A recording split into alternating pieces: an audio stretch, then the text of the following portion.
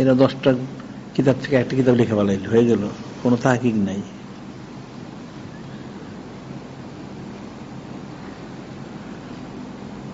তো বিনা তাহকিকে তারা ফতোয়া দেয়।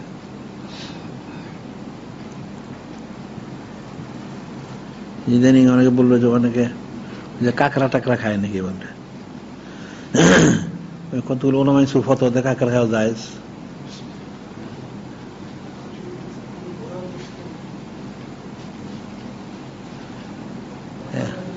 হ্যাঁ, খাইতেছে।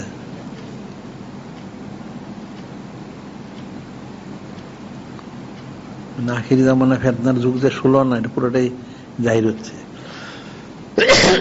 কঠিন অবস্থা। এইটার জন্য সবগুলো ওলামা সুগুলি দায়ী।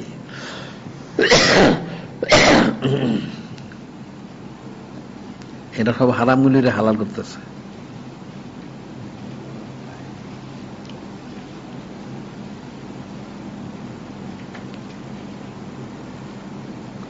আর সাধারণ লোক তো দুনিয়ার দিকে রুজু, তাদের পিছনে ঘুরে।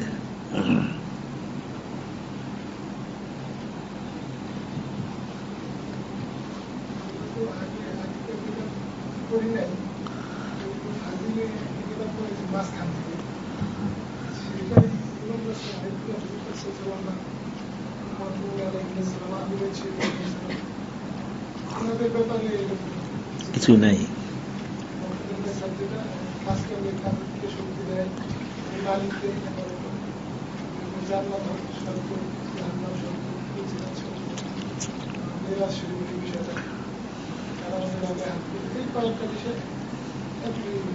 শেষ।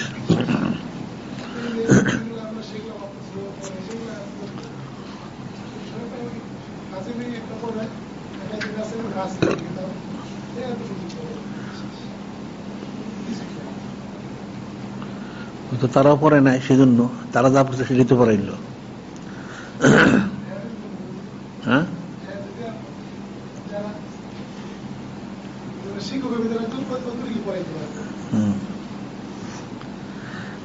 মানে যারা পড়াইলো তারা ওইটাই করে আসছে, এটা তো জানে না।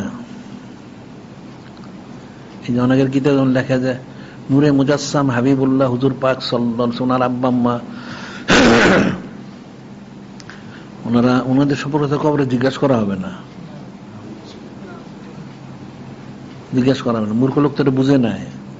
আরে জিজ্ঞাসা তো এটা করা হবে না, কিন্তু আকীদা যদি শুদ্ধ না থাকে সে তো বলতে পারবে না নূরে মুজাসসাম হাবিবুল্লাহ হুজুর যে আল্লাহ রসুল, সে বলতে পারবে না।